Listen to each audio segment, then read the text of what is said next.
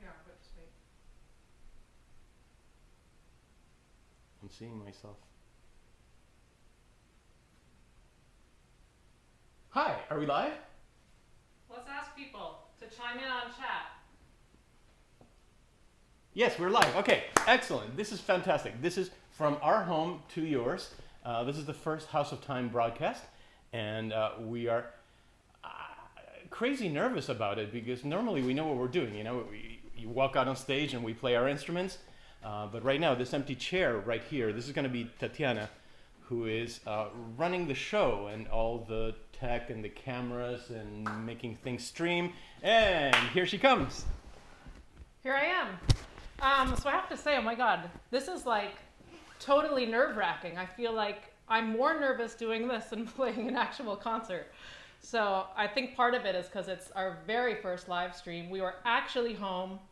This is not pre-recorded. We're actually home sitting here and our computer's back there, and here we are.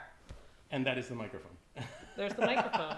So I'll talk right there. Yes. So basically, over the last few months, House of Time has sort of like, well, we've sort of turned ourselves into a music video production company in a sense. And that's part of what we're going to share with you. And so Tatiana's saying that she was a little bit nervous about getting all this together. But over the course of the next hour, you're going to see the work that she's been doing as a videographer. And it's really pretty cool, I think. So can we just launch into the music? We can launch into some music. We're just so excited to be able to share our music with you still. It's taken a while.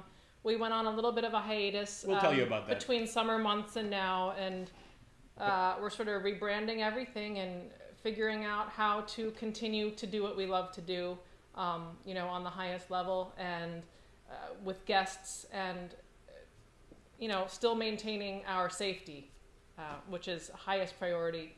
There's that. Otherwise, we would be playing concerts and we'll be seeing you live, but we can't. So she's going to go and cue up the first video. And the first piece that we played and filmed when we came back from a little hiatus that we'll tell you about is the Handel Trio Sonata Opus 5 number 5. And one reason I picked it is because for the first time that we were going to be together playing music in the same room for a while, it was nice to pick a piece where nobody's a star. The first movement sounds like it's setting the scene in an opera, and nobody's really carrying the tune or anything like that. The second movement is entirely contrapuntal in old style, stile antico, alla breve. Again, nobody's a star, it's just counterpoint. The third movement is just texture. We're all playing the accompaniment for something that doesn't exist. So it's a real team effort. It's not until the fourth movement that everybody's going nuts at the same time, playing fast, crazy runs. And then we finish it off with a couple of little dances. And Handel Opus 5 number 5 in G minor. Hope you enjoy.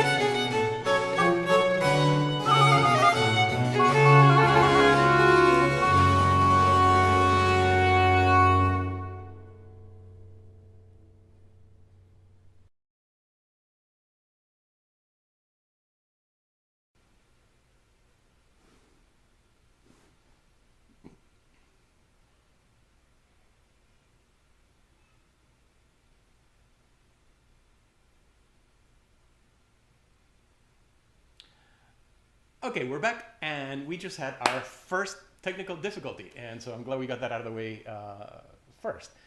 The piece that we just heard is not the one that I was telling you about. We just heard the Handel Trio Sonata in G minor, HWV 393, also known as the Dresden Trio.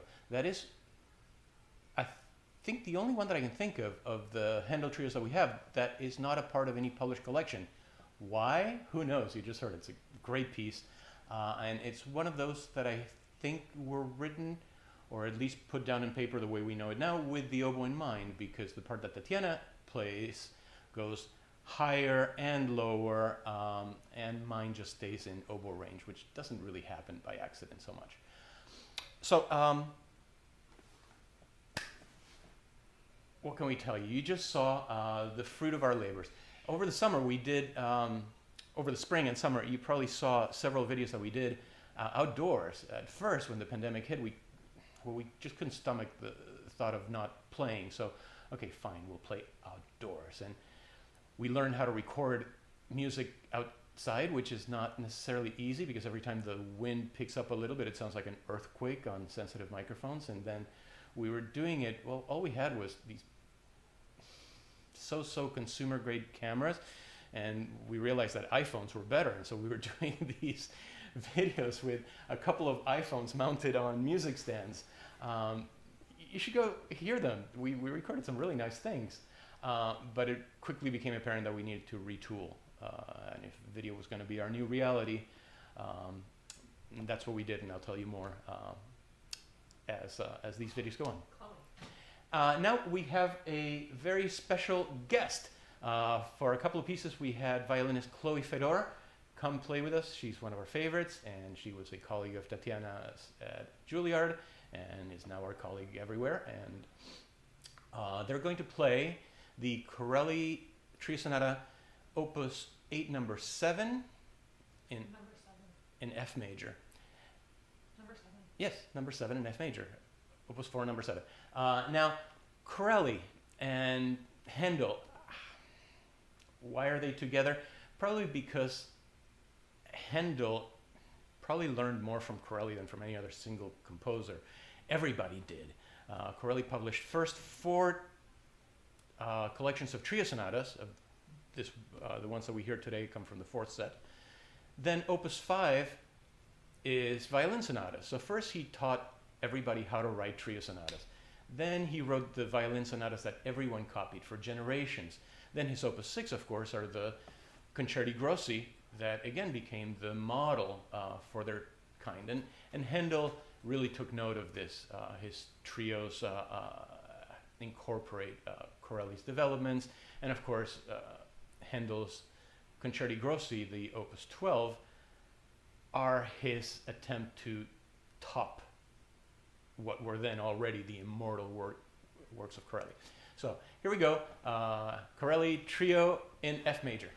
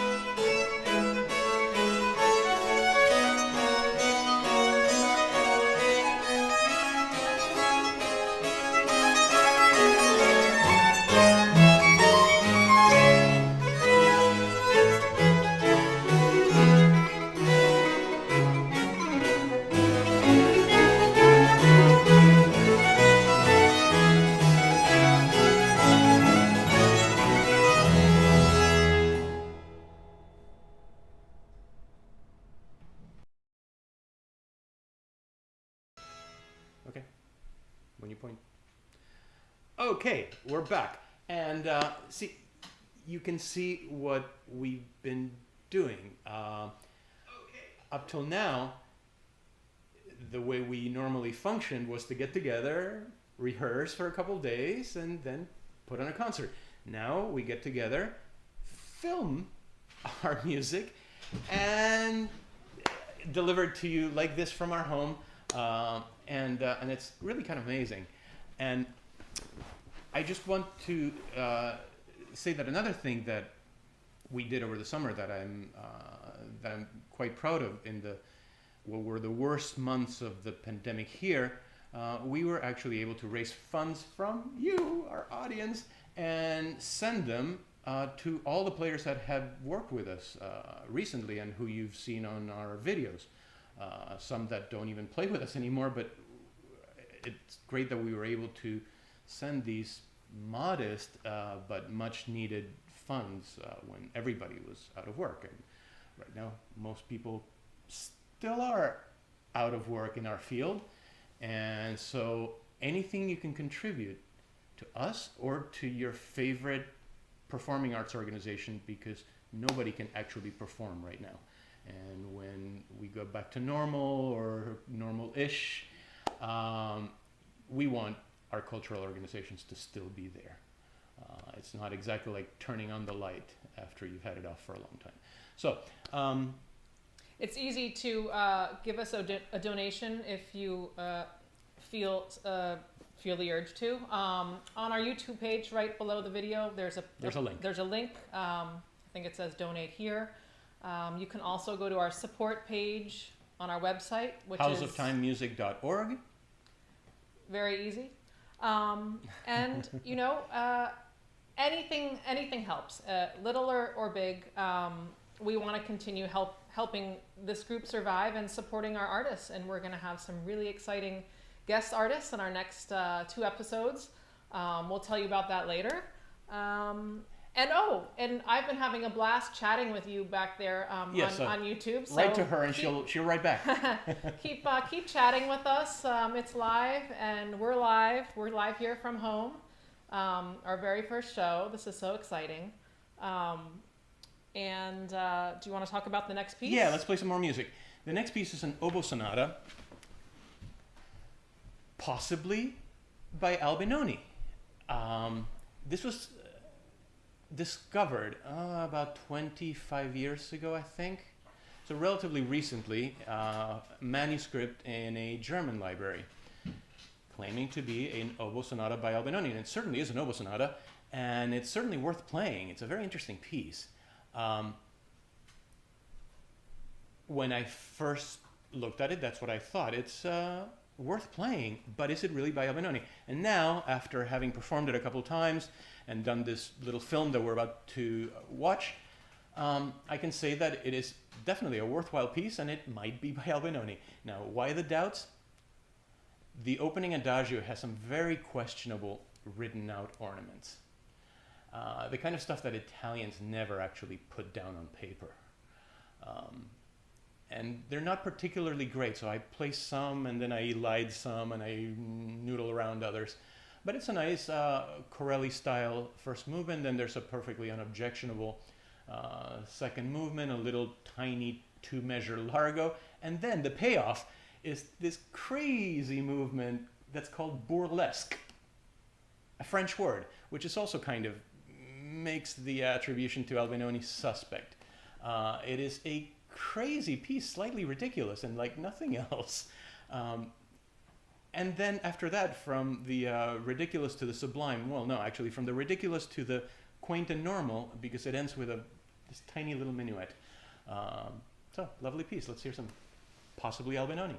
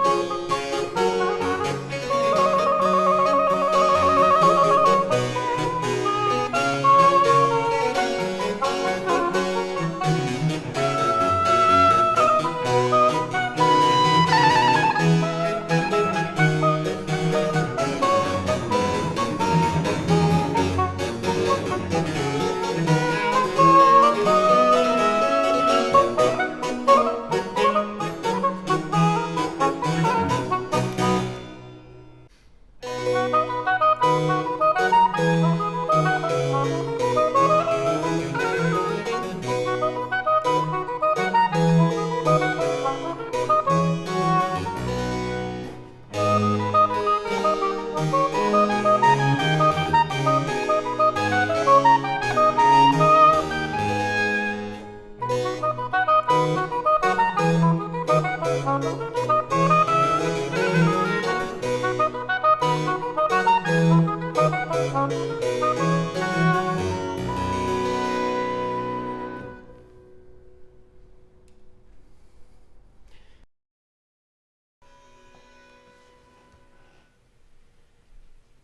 we're back, and I hope you enjoyed that lovely sonata, possibly by Albinoni. So I I want to talk a little bit about our process now that we're making these videos. Maybe you noticed that if you heard some of our CDs, we've got 4 CDs out, that they're all live. I put a big value on that.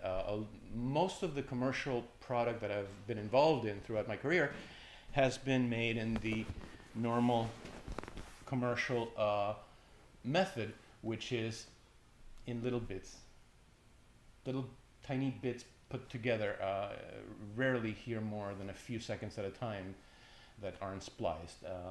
That's not the musician's fault, that's just the way the business goes. But I like things with an actual trajectory, even if they're not perfect by certain standards. And so this is what we're doing now. So all these films are really live. We record these pieces only in entire takes. We never split up movements, and we record them in the order that they happen. That's very important to me. Another thing that I want to point out about what you're seeing, and I think our work, because it's been such a steep learning curve for us, learning state-of-the-art video software, learning to handle all this stuff. It really has been remarkable what Tatiana's done. Well, also what you've done. I mean, we're a team here. So Gonzalo and I, as you probably know, we're telling you about our new endeavor, which is not only performing the music you're hearing, but we are producing the music you're hearing. Without anybody else in the room. There's nobody else running the cameras. There's nobody else running the microphones. 3 cameras going. We've got lenses from the 60s. As well as modern ones. And classic microphones and state-of-the-art new ones. And at this point, I want to give a shout-out to the federal government. Hooray for big government. I was able to take out, when it was clear that the way that I've made my living for decades now, which is going around playing concerts, was not going to be viable in the near future, I took out a loan from the Small Business Administration that allowed for the purchase of a lot of this stuff, microphones, laptop that can accommodate these enormous video files, lenses, all kinds of stuff, graphics accelerators. And so, thank you, Uncle Sam. We'll pay it all back. And meanwhile, we're putting it to work here. And now we're going to hear more Corelli, right? Yeah. So this is going to be from the same collection with our same wonderful guest violinist, Chloe Fedor. And this one is Opus 4, number 8. In D minor. This time they're going to switch. Tatiana will play the violin 1 part and Chloe's playing violin 2. And one more thing before you start this next piece. Of course, the violinists are wonderful, otherwise we wouldn't invite her. But if you've come to our concerts for the last couple of years, you've seen several wonderful players in our continuo section after years of great stability. So, stability is back, and I just find myself just amazed at how great our continuo team of Elliot Fig and Mac Zucker sound. Whenever I come back from one of these filmings, I start listening to the takes, and I just want to keep listening and not work. So, here we go, more Corelli.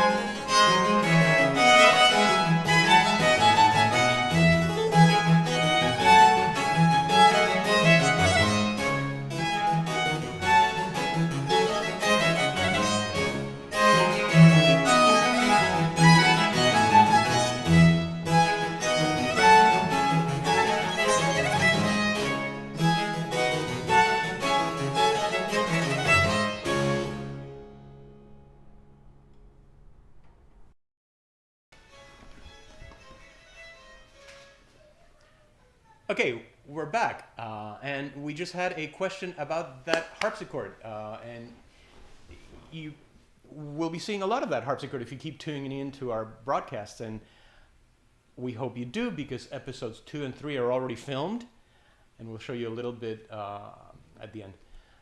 That harpsichord is ours, and for years it lived right here where I'm sitting. This was the harpsichord nook in our apartment.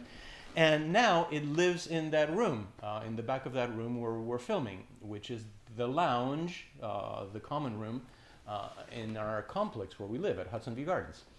And we're very lucky to have it. It's an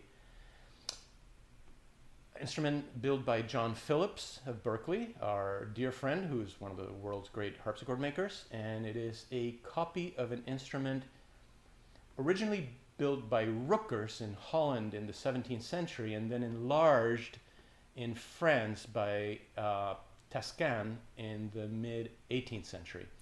There was a fashion in France for taking Flemish harpsichords and modernizing them and expanding them. And so this is a copy of one of those. Lovely instrument, and you'll see a lot of it because it's ours. And also, you're hearing it so well played in this. I just don't know what to say. It's wonderful stuff. Now, our last piece is going to be the one that I introduced at the beginning. Handel Opus 5, number 5 in G minor. And before we go to that, one more plea on behalf of us and the entire arts community. It's Giving Monday is coming up, or Giving Tuesday, whatever it is. Well, today's Black Friday, and thank you for spending it with us instead of at the mall. And I'm going to make myself a little list. All the money that I'm not spending on concert tickets and going out to dinner and drinks after hearing my friends' concerts, that's going to have to go somewhere. So I'll make my donations, and we hope you keep us or your favorite organizations in mind when you do yours. And now we're going to hear more Handel, the one I advertised before. Hope you enjoy it.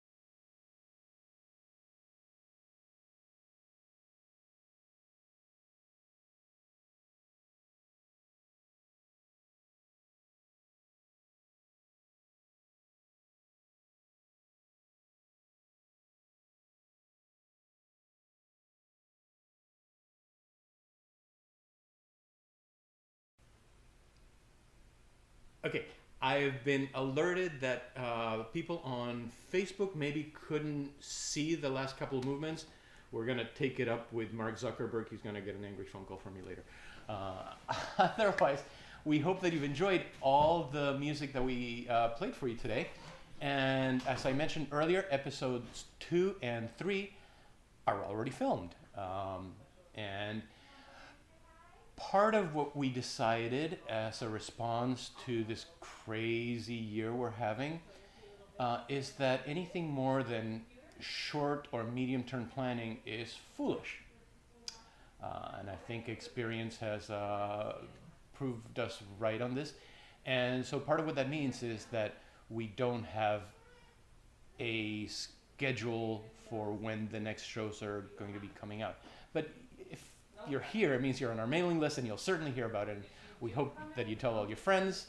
And so we're going to tell you a little bit about the next episode before we say goodbye and even play a little bit. We have 2 fantastic guests.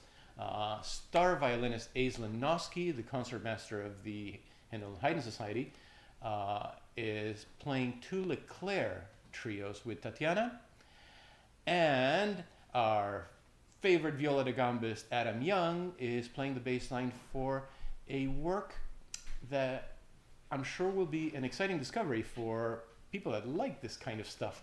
It is the music of André Chéron, who is a new discovery to me. Also, he was Leclerc's teacher.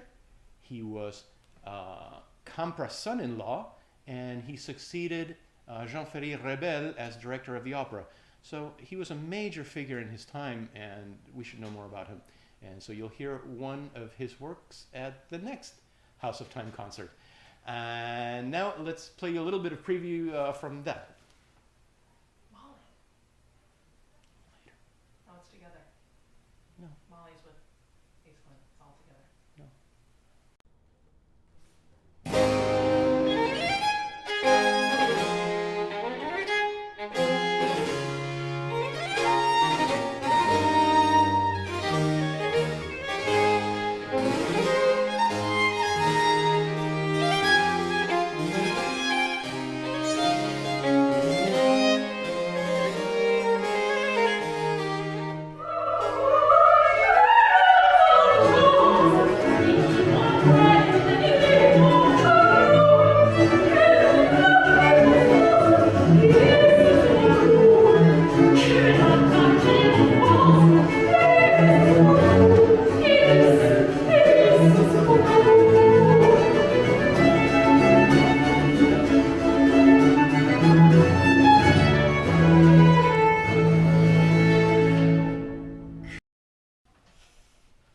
Okay, and so we just saw a little preview of the next program and the one after that, because that was our favorite soprano, Molly Netter. And in episode 3, she sings Medea by Clarenbeau, which is one of the masterpieces of the vocal repertoire of that time. Incredibly dramatic cantata. If you don't know the story of Medea, Google it now. It does not have a pretty ending. But it's fantastic music, and I can't imagine it better delivered than the way Molly sings it. And so what else can we say except stay tuned. Sometime in the between now and Christmas, we'll air episode 2, and then episode 3. And then 4 and 5, and you know, we have a room, we have a harpsichord, we have cameras, lights, action, and so we've got it all. So we're so excited this didn't go too badly. I mean, I was like so nervous something was not going to start or something. You know, it's, oh, that was the microphone. Sorry. You almost touched the microphone. I almost hit the microphone again. Yeah, before you go on stage, you know, sometimes you worry that not everything is going to go your way, but you know, after a while, you know that you're going to play most of the notes on your page. But with this, there was like the specter that nothing will work and the show won't happen. So we're so glad. I think we saw a lot of you on YouTube. We're just like thrilled. All of you are watching from home all over the country. We've got West Coasters, we've got East Coasters, and in between. So hello to everyone, all of our friends everywhere, and our families and our colleagues, and oh my God, it's just like, it's very heartwarming. So it is. After so many months without I concerts, actually feel like you are here with me. Yeah. It's just so nice. I almost don't miss the applause. Yeah, right. You get to the end and you talk a little. So we hope we don't have a date for our next stream, but it's we're soon plotting it now, and we'll have our dates for you very soon. So if you're not on our mailing list, sign up on our website, and we'll see you at the next one. Have a really great Thanksgiving weekend. Bye. Gotta turn the computer off.